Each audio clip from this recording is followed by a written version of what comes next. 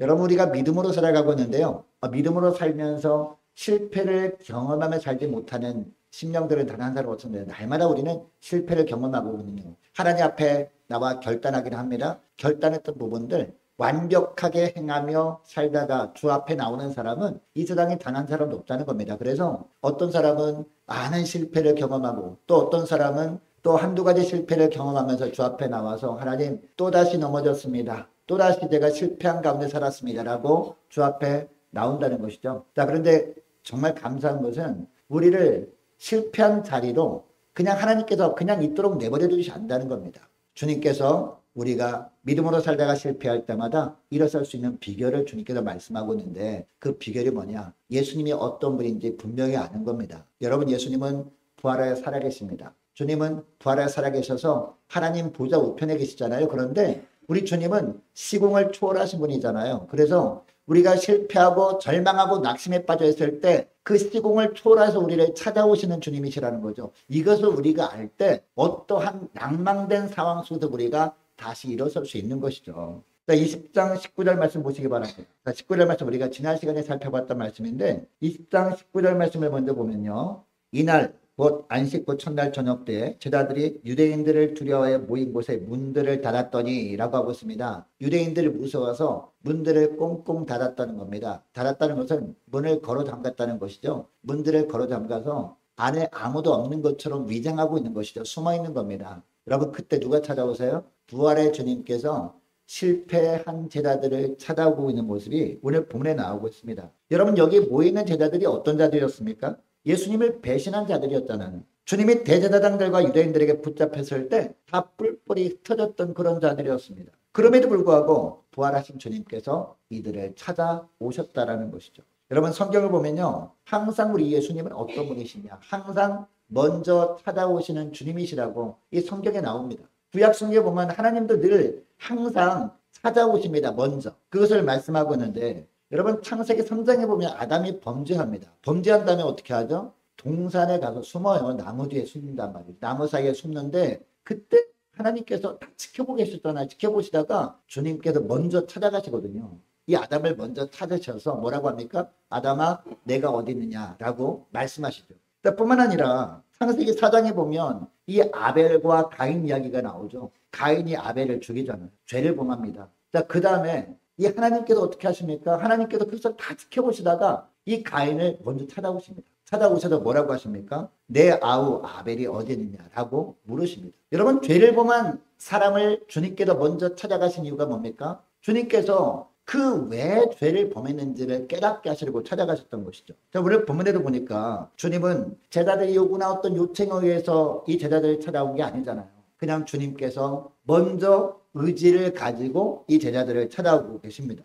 여러분, 우리도 어떻습니까? 우리도 죄에 빠져서 사망의 길로 달려가고 있었습니다. 그리고 근데 주님께서 먼저 우리를 찾아오셔서 예수 믿을 마음을 우리 마음가에 넣어주심으로 말미암아 그 성령의 은혜로 우리가 예수 믿고 하나님의 자녀가 된 줄 믿으시기 바랍니다. 뿐만 아니라 우리가 날마다 믿음으로 살겠습니다라고 결단했던 부분들 행하지도 못하면서 또 실패하고 또 실패하고 하면서 낙담에 빠져가지고 그냥 믿음 생활 뭐 특별한 거 있겠어. 그냥 주중에는 그냥 대충 살다가 주일날 예배만 드리면 되지라고 하면서 사는 우리들도 주님께서 찾아오시는 줄 믿으시기 바랍니다. 이 예배 시간이요. 부활의 주님께서 찾아오시는 시간인 줄 믿으시기 바랍니다. 주님은 실수한 우리를 전혀 배척하지 않으시고 다시 한번 찾아오셔서 왜 실패했는지 그 원인을 주님께서 말씀해 주시는 거죠. 여러분, 실패한 자를 찾아오시고 다시 사명을 주시는 주님 만나는 복된 이 예배 시간 될 수 있기를 축복합니다. 자, 그리고 둘째로 어떤 주님이심을 우리가 알아야 되느냐. 주님께서 실패한 자를 찾아오시되 그냥 찾아오시기만 하는 것이 아니라 필요한 부분을 채워주시면서 찾아오시는 사랑의 주님이시라는 것을 우리는 알아야 된다는 것이죠. 여러분, 예수님이 제자들을 찾아가셨을 때 주님께서 준비한 것이 무엇입니까? 오늘 본문에 보니까 자, 오늘 본문 5절 6절 말씀 보시기 바랍니다. 자, 5절 6절 말씀 보니까 예수께서 이르시되 얘들아 너에게 고기가 있느냐? 대답하되 없나이다 라고 합니다. 여러분, 그 당시에 실패해서 갈릴리로 돌아간 제자들이 뭐하고 있었습니까? 옛날처럼 고기를 잡고 있었죠. 그물을 내서 고기를 잡아서 어떻게 하면 내일을 대비할 것인가 라고 생각하며 고기를 잡고 있었단 말이에요. 그런데 어떻게 했어요? 고기를 한 마리도 못 잡고 있었단 말이죠. 그러니까 이들에게 뭐가 필요했습니까? 당장 고기가 필요했잖아요. 집에 가져갈 고기가 필요했습니다. 이것을 주님이 아시고 주님이 찾아오셔서 가장 먼저 뭐라고 하십니까? 얘들아 너에게 고기가 있느냐라고 물어보는 겁니다. 자, 그 다음에 뭐라고 합니까? 자, 6절 말씀 보니까 이르시되 그물을 배 오른편에 던지라 그리하면 잡으리라 하시니 라고 말하고 있습니다. 자, 여러분 제자들이 예수님의 말씀을 어떻게 합니까? 배 오른편에 던지라라고 했던 것, 이 제자들이 들으면서 어떤 마음이 들었을까요? 분명히 그 오른편에도 다 던져봤거든요. 똑같은 곳에 여러 번 반복해서 던져봤어. 밤새도록 던져봤는데 허탕만 쳤으니까 예수님께서 이 말씀을 하신다 할지라도, 그래서 순종해서 거기에 던진다 할지라도 설마 있겠어? 라는 생각이 안 들었겠습니까? 그럼에도 불구하고 어떻게 했어요? 주님의 주님이시기 때문에 주님의 말씀에 순종해 봅니다. 배 오른편에 던졌더니 어떻게 됐어요? 많은 고기를 잡게 되었더라. 이것이 바로 오늘 본문의 말씀이에요. 여러분 제자들은요, 자신들의 경험을 총동원해서 열심히 살아보려고 아등바등 애를 써봤습니다. 그런데 헛수고만 할 뿐이었습니다. 자신들이 방법으로는 살아갈 방법이 없었던 겁니다. 자, 그런데 주님께서 오셔서 이렇게 한번 해봐라 라고 방법을 알려주셨는데 그동안 했던 똑같은 방법을 또 말씀하시는 거예요. 그런데 다른 점이 뭡니까? 그동안은 내가 생각해낸 방법이에요. 똑같은 방법이 날지라도. 근데 주님이 오셔서 말씀하신 방법도 똑같은 방법처럼 보였지만 주님이 말씀하신 거잖아. 이게 달랐던 것이죠. 자, 그래서 제자들은요, 지푸라기라도 잡고 싶은 마음이 있었을 겁니다. 그래서 자신들이 할 수 있는 모든 방법을 다 총동원해 본 겁니다.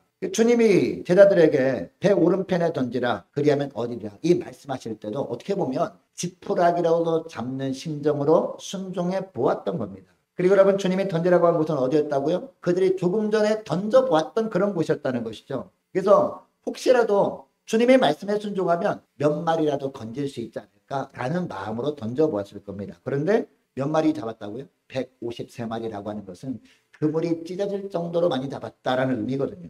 여러분 이처럼 주님은 살 수 있는 방법을 준비해 놓으시고 제자들을 찾아갔다라는 것을 알게 됩니다. 여러분 우리가 실패했을 때 주님께서 우리를 찾아오셔서 말씀하시는 것도 비슷합니다. 그동안 모든 인간적인 방법을 다 동원해 보았지만 안 되어서 절망하고 있을 때 주님이 우리를 찾아오지 않습니까? 찾아오셔서 이 말씀을 통해 깨닫게 하십니다. 그런데 주님의 말씀하시는 방법도 그동안 다 해봤던 여러 가지 방법 중에 하나란 말이에요. 자, 그런데 다른 점이 뭐예요? 그동안은 내가 생각해낸 방법이지만 그리고 세상 사람들이 말하는 방법이었지만 이번에 주님의 말씀하시는 건 뭐라고요? 주님께서 말씀하시는 것이라는 다른 점이 있다는 겁니다. 똑같은 방법인데 그동안 우리가 사용할 때 안 됐어요. 근데 주님께서 똑같은 방법처럼 보이는 것을 말씀하실 때 그 말씀에 순종하면 됩니다. 그 차이가 뭔지 아십니까? 그 이전에는 주님의 도우심이 없었던 거잖아요. 그러니까 안 되었던 거죠. 그러나 똑같은 방법이라도 주님의 은혜가 첨가되면 됩니까? 안 됩니까? 된다라는 것을 보여주고 있는 것이죠. 주님의 은혜가 더해지게 되면 어떤 축복이 임해요? 풍성한 축복이 임한다라는 것을 오늘 본문을 통해서 보여주고 있는 겁니다. 여러분이처럼 주님은 우리를 찾아오실 때 주님이 보시기에 가장 합당한 방법을 주님께서 우리에게 알려주시며 찾아오셔서 우리를 회복시켜 주시는 분인 줄 믿으시기 바랍니다. 여러분 이것이 전부가 아니었죠. 이 주님께서 제자들을 위해서 준비하신 더 특별한 것이 있었습니다. 9절 말씀 보시기 바랍니다. 자, 9절 보니까 육지에 올라보니 숯불이 있는데 그 위에 생선이 놓였고 떡도 있더라 라고 하고 있습니다. 여러분 예수님께서 제자들을 위해서 준비한 것이 뭐였습니까? 바로 생선과 떡이었습니다. 제자들은 밤새도록 고기를 잡으려고 그물을 던졌다가 빈 그물만 올리기를 반복했습니다. 너무나 지치고 얼마나 배가 고팠을까요? 그러니까 이 제자들에게 또 필요한 것이 뭐였다고요? 잡은 고기가 필요했죠. 그 다음에 뭐가 필요해요? 먹을 음식이 필요한 거죠. 그죠? 당장 먹을 음식이 필요해요. 배고픔을 면할 것이 필요했단 말입니다. 주님은 이러한 그들의 사정을 다 아시고 현재 그들에게 가장 필요한 것을 주님께서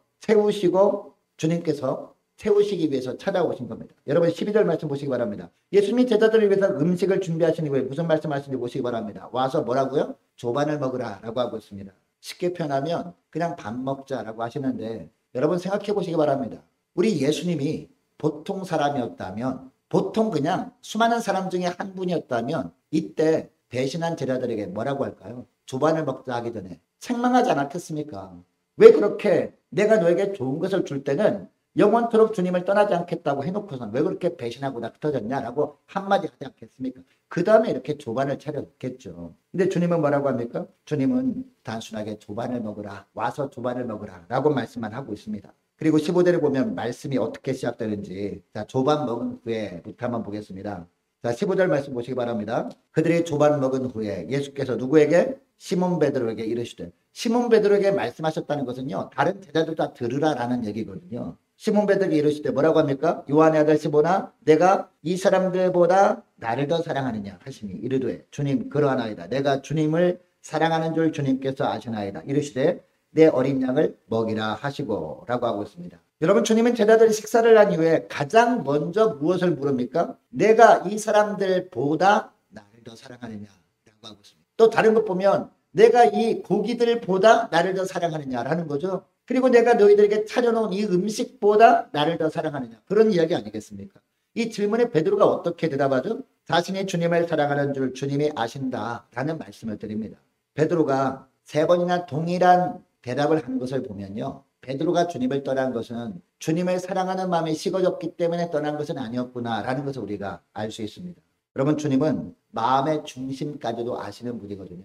그래서 베드로가 아직도 주님을 사랑하는 줄을 알고서 이런 질문을 하는 겁니다. 그런데 주님께서 부활하신 후에 베드로를 찾아오시고 떡과 생선을 먹이신 이후에 내가 사랑하느냐, 나를 사랑하느냐라고 물으신 이유가 뭘까요? 그동안 베드로가 주님께 맡긴 사명을 감당하지 못하고 실패 자리에 왜 앉아 있을 수밖에 없었는지 이것을 말씀하고 있는 겁니다. 베드로가 주님의 일을 하려면 뭐가 필요하다고요? 주님이 주신 것을 공급받는 것이 필요하다라는 것을 알게 됩니다. 주님이 주신 양식, 이 양식을 공급받지 못했기 때문에 끝까지 주님을 따르지 못했다라는 것을 알려주시는 겁니다. 그래서 오늘 본문에 보니까 베드로에게, 그리고 제자들에게 주님께서 주님이 주신 양식을 베풀어 주시는 거예요. 조반을 먹으라라고 하면서 이 떡과 고기를 주님께서 주시는 겁니다. 여러분, 그럼 여기에 떡과 고기는 무엇을 의미한다라는 걸 알게 됩니까? 바로 예수님이 주시는 말씀을 의미하는 것이죠. 우리 예수님이 몸을 상징하잖아요. 여러분, 주님이 뭐라고 합니까? 주님께서 하늘에서 내려온 뭐라고요? 떡이다.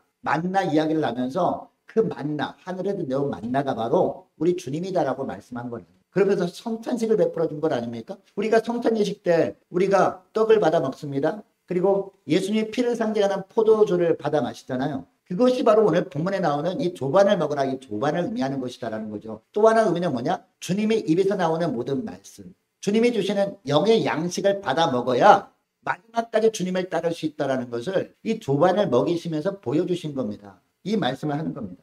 여러분, 말씀에 붙들려 우리가 살지 않을 때 베드로는요, 주님을 만나기 전에 경험을 살려서 최선의 노력을 다해봤지만 어떻게 됐어요? 아무것도 얻은 것이 없게 된 겁니다. 공허한 인생을 살 수밖에 없었던 겁니다. 그러나 오른편에 던지라 라는 주님의 말씀, 주님의 입에서 나오는 말씀을 공급받고 그 말씀대로 했더니 어떻게 됐어요? 150세마리나 잡혔다니까요. 풍성한 삶을 비로소 살게 된 겁니다. 여러분, 우리도 마찬가지예요. 우리도 주님과 늘 동행하면 승리의 삶을 살 수 있습니다. 그러나 우리 눈으로 주님을 볼 수는 없잖아요. 그런데도 주님은 우리와도 늘 함께 하시겠다라고 약속의 말씀을 해주셨습니다. 그리고 주님께서 오늘날도 우리와 늘 함께 하시는 그런 방법을 날마다 제공해 주신다. 그게 뭡니까? 그게 바로 예배거든요. 그게 바로 성경 말씀이란 말이에요. 주님이 우리에게 말씀의 식탁을 준비해 놓으시고 오늘도 예배에 초청해 주셔서 주님께서 우리에게도 뭐라고 하십니까? 와서 조반을 먹으라 라고 말씀하고 계시단 말입니다. 그래서 예배 시간에 주님이 주시는 이 영의 양식을 온전히 공급받을 때 우리가 날마다 믿음으로 승리할 수 있다는 것을 오늘 본문을 통해서 보여주고 있습니다. 우리도 살아있는 말씀을 먹음으로 우리가 새 힘을 얻고 비로소 어떻게 살 수 있어요? 실패 자리에서 일어나서 믿음으로 달려갈 수 있다니까요. 그러니까 예배 시간마다 우리가 어떻게 해야 돼요? 이 예배 시간을 통해서 주님께서 나에게 어떤 영양식을 주시는지 우리가 집중해야 되는 겁니다. 집중해서 그 말씀을 공급받을 때 비로소 그 말씀의 능력으로 우리가 실패 자리에서 일어설 수 있다. 이 말씀을 하는 겁니다. 여러분, 이것을 기억하시고 예배 드릴 때마다 예배 시간에 주님께서 주시는 영의 양식, 이 말씀에만 집중할 수 있는 저와 여러분 되시기를 축복합니다. 이것을 위해서 우리가 기도하는 거예요. 예배 시간 전에. 하나님, 오늘 예배도 온전히 주님께 집중할 수 있도록 저희 마음을 붙들어 달라고, 그리고 예배 시간에 선포되는 말씀에만 온전히 집중해서 잘 새겨드릴 수 있도록 주님께서 은혜 베풀어 달라고 간절히 기도하면서 예배만 집중할 수 있는 저와 여러분 되시기를 축복합니다. 그리고 세 번째, 마지막 하나인데요. 주님은 포기하지 않으시는 주님이시라는 겁니다.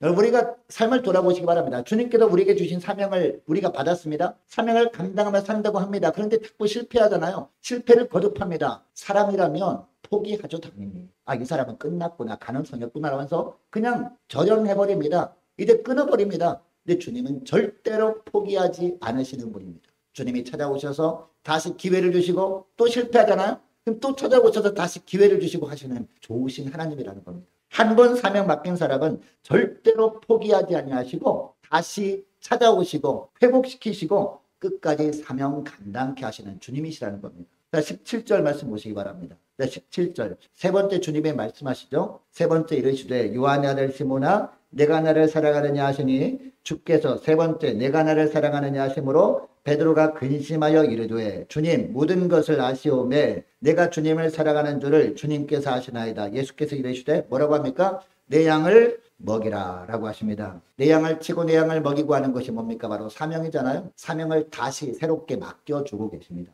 여러분, 예수님께서 처음에 내가 나를 사랑하느냐라고 할 때요, 내가 이 사람들보다 나를 더 사랑하느냐라고 할 때 이 사랑이 뭡니까? 바로 아가페 사랑을 말씀하는 거거든요. 즉 생명까지 던지는 사랑이 바로 아가페 사랑, 하나님 사랑이잖아요. 그런데 베드로가 이 예수님의 물음에 제가 주님을 사랑하는 줄 주님이 아십니다라고 할 때 그 사랑은요 아가페 사랑이 아니었어요. 바로 필레오 사랑이었는데요, 친구 간의 사랑을 말합니다. 그러니까 베드로가 예수님께 대답할 때 제가 주님을 사랑하는 줄 주님이 아십니다라고 할 때 예수님과 똑같은 사랑을 말하는 거 아니죠. 오늘날로 보면 무슨 얘기냐? 제가 주님을 좋아하는 줄 주님이 아시지 않습니까? 이렇게 대답을 한 겁니다.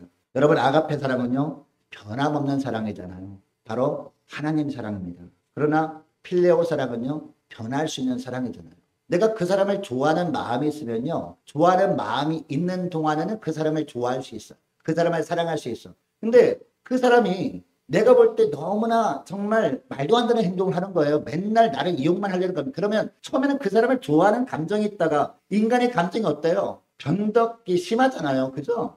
그 사람을 좋아하는 마음이 점점점 식어지잖아요. 그러면 그 사람 좋아해요? 가차없이 버립니다. 이게 바로 인간의 사랑이라는 거예요. 이게 바로 필레오 사랑이라는 겁니다. 이 베드로는 예수님을 그동안 쫓아다니게 했지만 이처럼 좋아하는 마음을 가지고 쫓아다니는 거예요. 여러분 어떻습니까? 이 세상에 많은 종교가 있습니다. 그 종교 중에 기독교도 하나의 종교제라고 하면서 기독교를 내가 선호하기 때문에 기독교를 선택한 거 혹시 아닙니까? 그렇다면 베드로가 예수님을 좋아해서 따라갔던 그 감정으로 기독교 신앙을 하고 있는 건지도 모릅니다. 그런 우리에게 주님께서 질문하십니다. 똑같이. 베드로를 찾아오셔서 베드로에게 내가 나를 이 사람들보다 더 사랑하느냐? 내가 나를 네가 지금 가지고 누리고 있는 것들보다 나를 더 사랑하느냐? 물으신다는 거죠.